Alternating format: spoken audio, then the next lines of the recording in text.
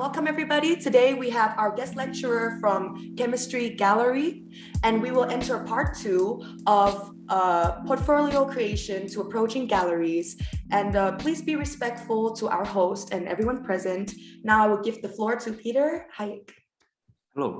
So it's me again after last week's presentation where I was talking about how to create artist portfolio. Now in today's lecture, I would like to talk about about presentation on social networks, which is of course very important and crucial topic these days. Then I would like to talk about how to address galleries, how to contact galleries that you would like to cooperate with. Maybe I will just say something about me for the beginning, that I am running the Chemistry Gallery in Prague since 2008, and since then I did more than 200 exhibitions. I've had gallery for 14 years, and what I'm trying to say during these lectures is my experience with these topics, and today's topic is a presentation on social networks. Well, I guess I don't need to mention how important this kind of presentation is these days. Actually, I can tell you about several examples of what I call Instagram-driven careers.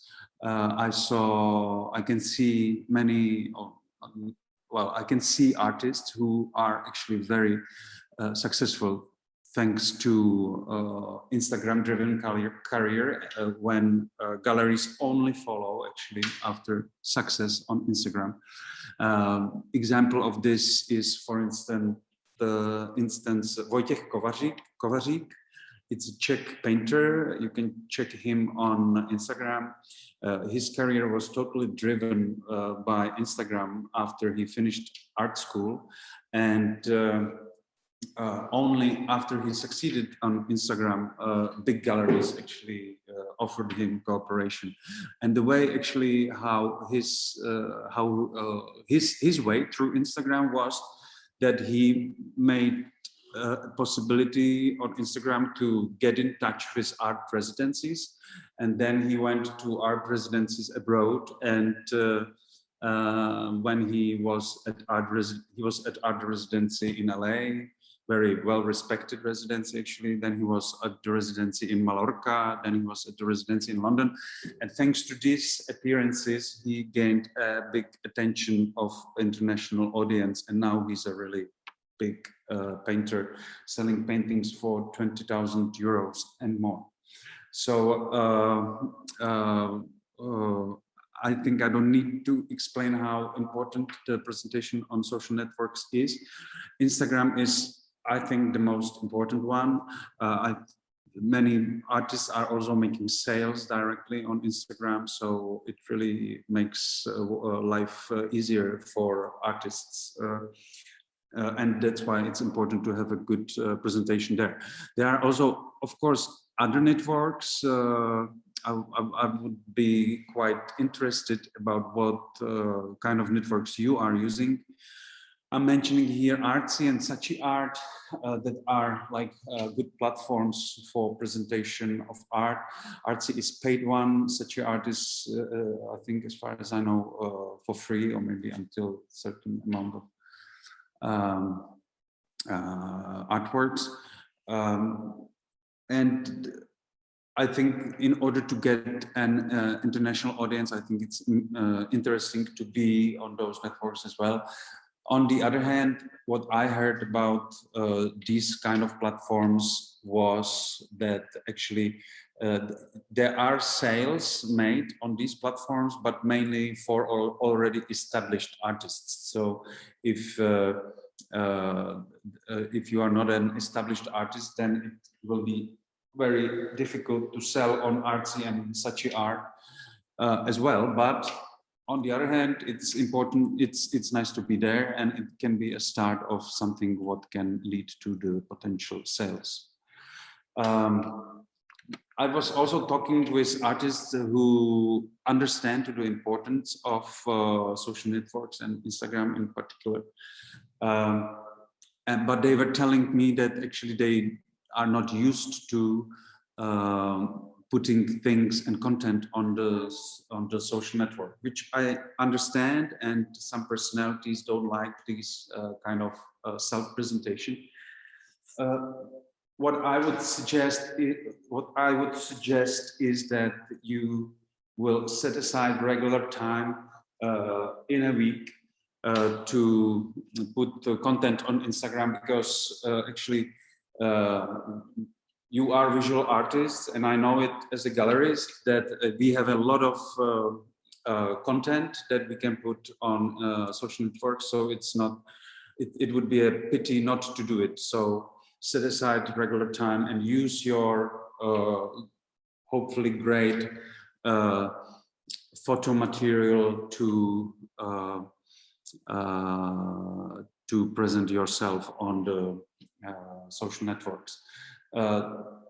What I would also suggest is to set a schedule, or to plan like 5 or 6 or 4 posts that you can that you will be posting, so that you can really leave it for like once a week activity, and you don't need to be overburdened by being on a social network and spending your too much time there.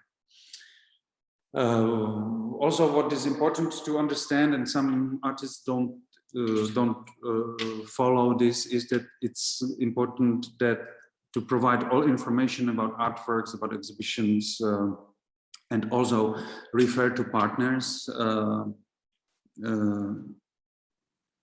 because they can repost your posts, and it's also important to involve these people or companies who can be your followers and supporters.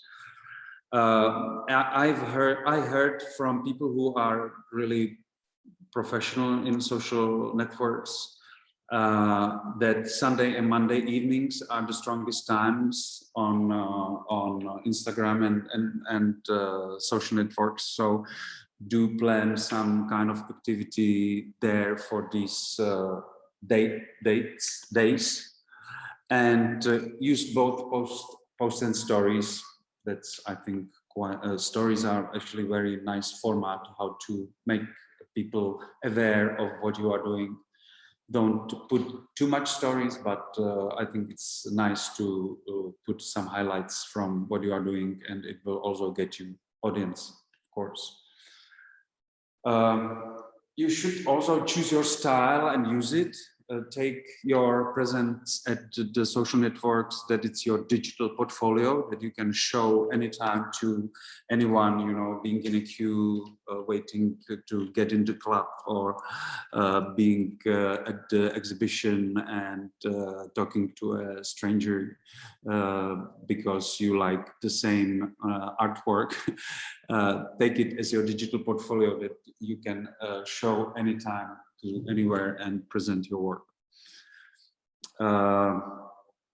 Also, what I would suggest to take in mind, that you don't have to be everywhere. I already mentioned that I do agree that it's not good to spend too much time on social networks. So don't panic if you have if you think that you should spend more time than you are spending. Just plan your time that you want to spend, schedule your future appearance, and stick to it. In case you are spending some time on social networks, do follow other artists, especially those that are interesting for you, and watch galleries that you like.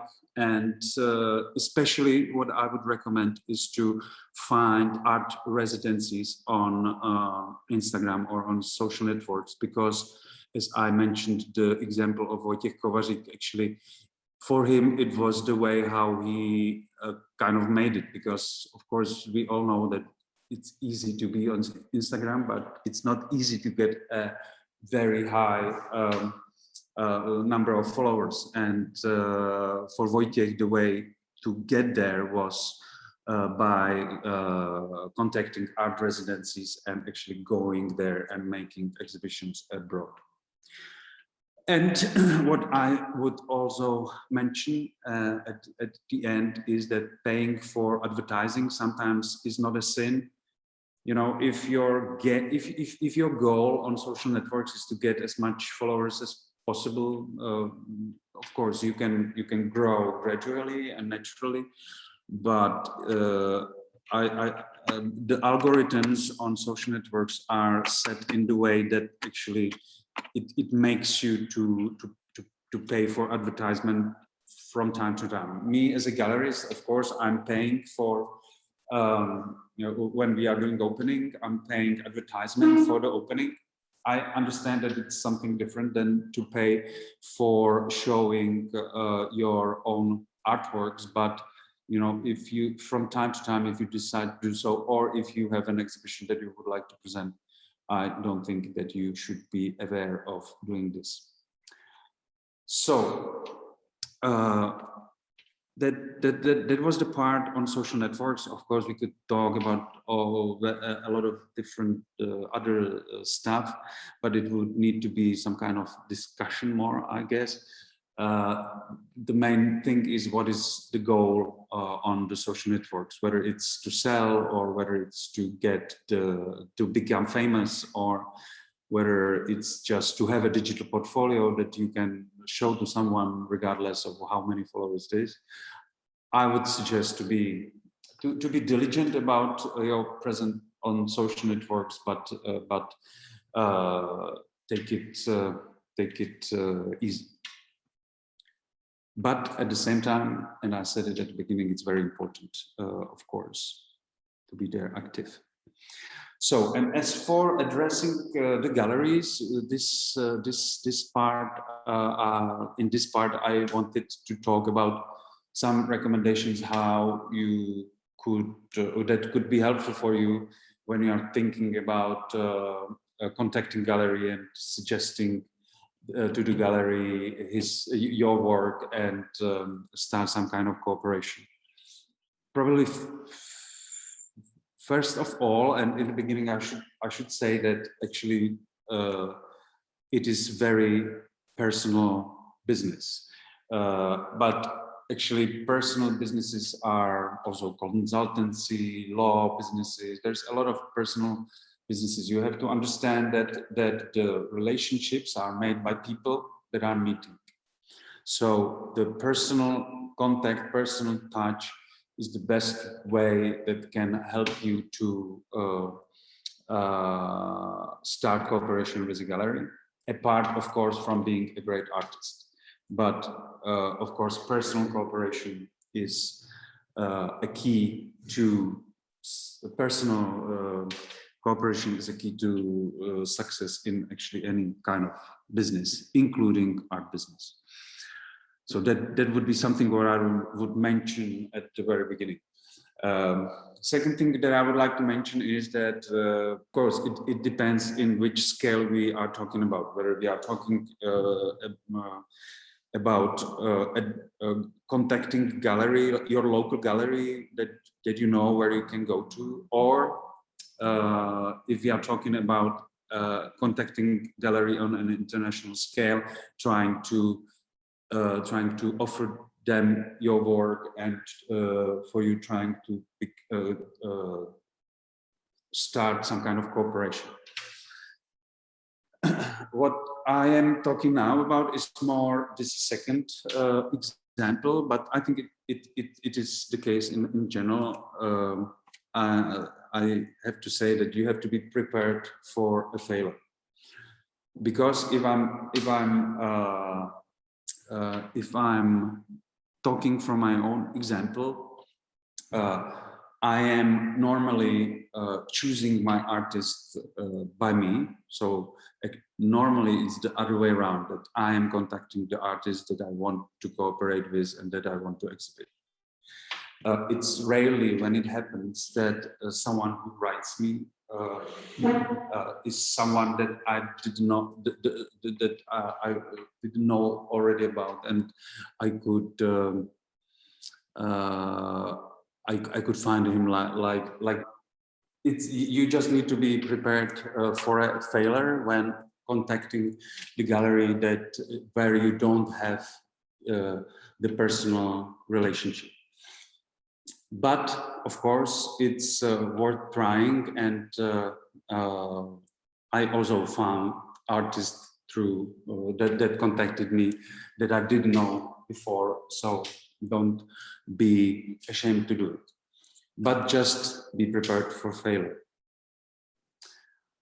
Because, as I said, most galleries already have artists to work with, and I, for instance, now it's April, and we have, of course, program for the whole year. And for the next year, I already have the whole, almost the whole program for the next year. Maybe 1 or 2 exhibitions are still missing, and it's April this year. So I have a busy program of exhibitions, so it's very difficult to incorporate a new artist into this schedule and into this program. However, I have ways how to incorporate new artists into my program, but again, it's usually artists that I'm following and I'm interested about already. But at the same time, I can say examples of when I found artists that with who I cooperate now, and with who I've been cooperating for 12 years already. And this example is about that, actually about recommendation to choose an intermediary. You know, either a curator or a collector or a journalist who has a personal relationship with the galleries and who can provide you with introduction. So I think this is a very good strategy. And to be honest, I am actually, from some reason, more interested in the work of the artists if I get the suggestion from the curator that I value, rather than from artist himself directly. So, and the same applies to collector or journalist with who I may cooperate. So choosing an intermediary to make a strong personal connection may be a good strategy. Yeah, I already mentioned several times that personal contact is very important, and email is usually not a winning strategy. I already said it last week in the part on artist portfolio that I am receiving about like 100 portfolios in a year. I'm able to look at like 25 of them, and I may answer to 3, 4, 5 of those to who I look. So in my busy schedule, actually, it's very difficult to go through all the portfolios that I'm receiving on email. So I'm just saying that contacting a gallery via email is usually not a winning strategy. What else I could suggest in connection with in contacting galleries is that you should be able to present yourself as a professional portfolio. This is what we were talking about last week. When you are going to a personal meeting, it's good to have a written professional portfolio, but at the same time have the digital version that is available online. Good strategy also is to invite the gallery person, gallerist, or whoever from the gallery to a studio visit or to an exhibition that you are having, because this is the best way how you can present your art and your work in live. And what I also want to mention is that you should respect that you have a limited amount of time and attention. I think you understand to this, but I think it's important to mention it once again. It's called elevator speech, right? Take it as an elevator speech, but when you are talking for the first time to the gallery person, and really try to impress as much as possible, so that you are not losing your first impression. There is a saying, right, that you will never get a second chance to make a first impression. So understand that you have a limited amount of time and attention, because judging by me, I have a really busy schedule, and it's really important for me, if I'm meeting with an artist for the first time, that I am impressed actually at the first moment, both by the personality and by the way how he or she presents himself or herself, and also by the work, of course. It all have to go in one go. Yeah, so try to make the first impression. And another thing that I would like to mention actually here is that if you are on the beginning of your career and you are contacting a gallery and asking them for exhibition, try to make exhibitions in the beginning anywhere possible, in restaurants, in cafes, in unused shops, anywhere possible, and only with this experience go to contact galleries to exhibit there. Because this is the best way how you can present that you are able to exhibit in the gallery, and this would be the most strongest argument that you could have to when you are asking a gallery for an exhibition. Also, understand the gallery hierarchy. What I want to mention here in this connection is my experience from when I was going to Frieze Art Fair in London.